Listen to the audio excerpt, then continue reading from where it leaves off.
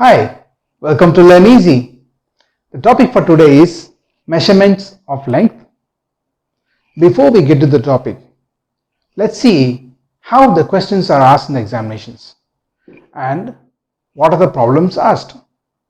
Finally, how to solve them. Let us get to the topic.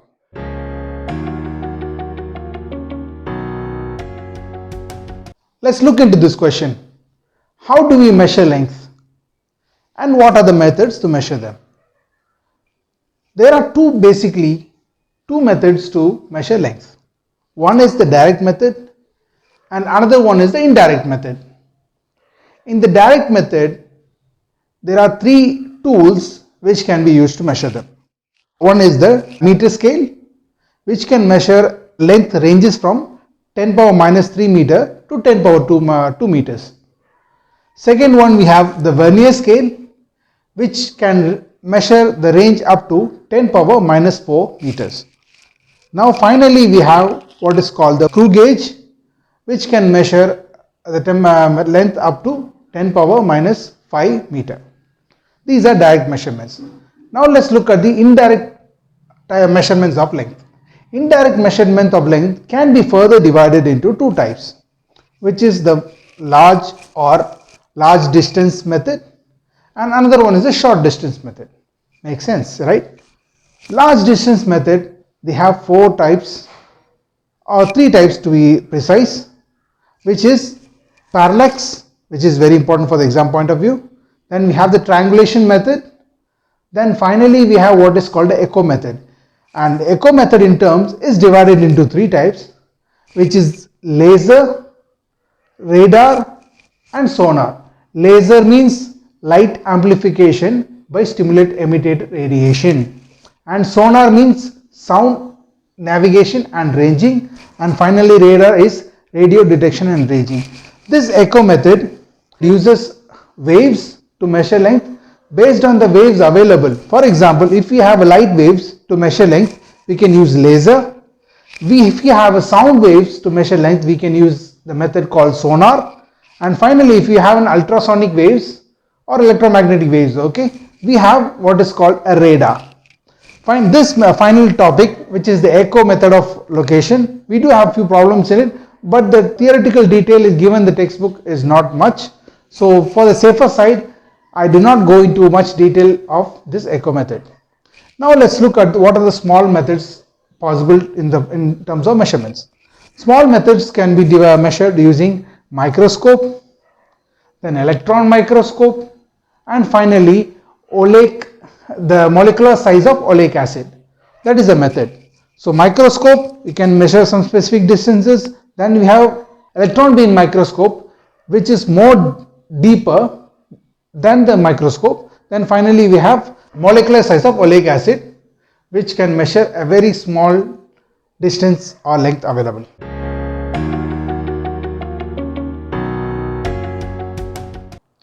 Now let's take a look into our question. Explain the parallax method of measuring distances. Second one is, how do you measure the height or a distance of an inaccessible object? That means object which you cannot have access to measure it. Okay. So these two questions are very important for the examination point of view. Secondly, this question is specific. Two answers is possible for this type of question. How to measure the size of an inaccessible object? Two types of methods or two methods can be used. One is called the parallax method. The second one is called the triangulation method. Both the methods can be used to measure the height of an inaccessible object. And one more, the echo method. All the three methods, parallax, echo method and triangulation method, all the three methods can be used to measure the height or distance of an inaccessible object based on the marks.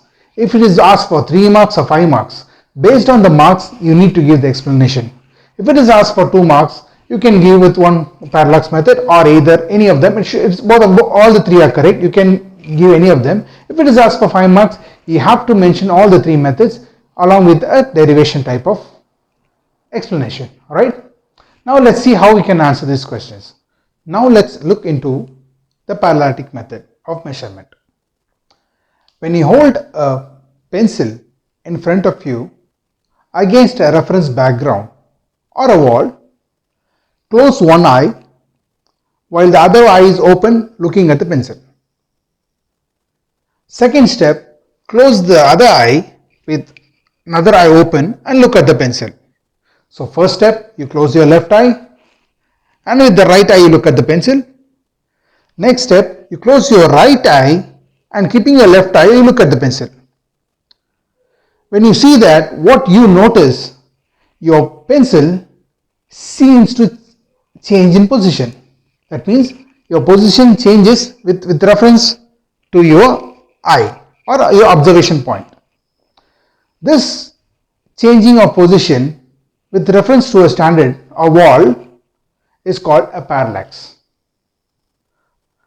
Okay, and the distance between the observation points, which in this case is the distance between our eye, this is called a basis. Now, how do you measure the distance of a faraway object? Consider a faraway object called S. Let S be a faraway object and let 2 points be A and B with the distance between A and B being small b. Now this faraway planet, let this be planet S. Now when you look at the faraway planet, let's start from our parallax method. You look at the planet with one observation point or the first observation point, and secondly you come to this point and then you look at the planet. Alright, so you can see a small triangle is formed with a base B, small b, alright, and a small angle is formed at this location, which we mark it as theta, alright, and the length between or the hypotenuse or the side of the triangle can be marked as a capital D. You can see that theta will be very small for a faraway object, right? When you are seeing anything afar, let's say the distance d is too large, okay? In that case, theta will be very small. Or when you look at so far away object, the theta is going to get smaller and smaller if the distance between the planet and the observation point is increasing. So we can take theta is very small.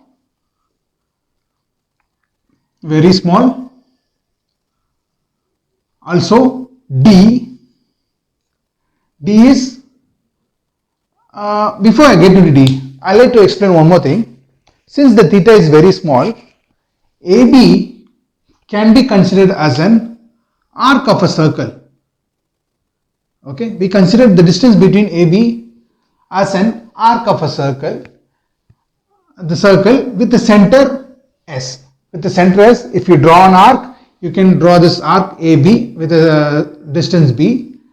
Alright, so therefore D is the radius of the circle. Also, D is distance of the planet from our observation point. Okay, it can also be written as distance of the planet from the observation point. Now we know that AS equal to BS equal to D. Theta is very small and theta is also called parallactic angle. This is also called a parallactic angle. Alright. Now we know that B is the basis. Basis means the distance between two observation points. That is called a basis. Now the equation, how to find B? B equal to D times theta. This is a standard equation when you are considering a arc of a circle. Arc of a circle. If you consider the arc of a circle, arc AB with center S, therefore B is equal to D into theta. That is the standard formula. Alright. B is equal to D into theta. To find out what we need to know D. Alright. D is equal to B by theta. Let this be equation 1. Having determined D, we can use a similar method to find the diameter of an unknown planet. How to do that? Let's take an example. Okay, a point and a planet. From this point, we are watching, or we are looking at a point A, which is one side of the planet, and from the same point, we look at the another side of the planet, which is B. Alright, so let this planet, the point be O, and the angle subtends by looking at the 2 points in a planet is an alpha. We can name it as alpha, and the distance we can measure, put them as D, or the same distance D. Alright, and let the distance between A and B, as let it be small d. Small d. So small d is what we need to find out. And having a similar method, considering that alpha to be small, and therefore this can be, AB can be considered as an arc of a circle. Therefore from the similar formula, what we can find is alpha is equal to D by capital D. This is equation number 2. Same technique. We know that D is equal to B by theta. Similarly, D is equal to D by alpha, or alpha is equal to D by capital D. Similar formula. By this way, you can find the diameter of the unknown planet as well as the distance of the unknown planet. This is how the distance of the inaccessible object can be found out. Thank you for watching. Support us by subscribing to our channel and do hit the like and share buttons. Use the comment section to rate our video.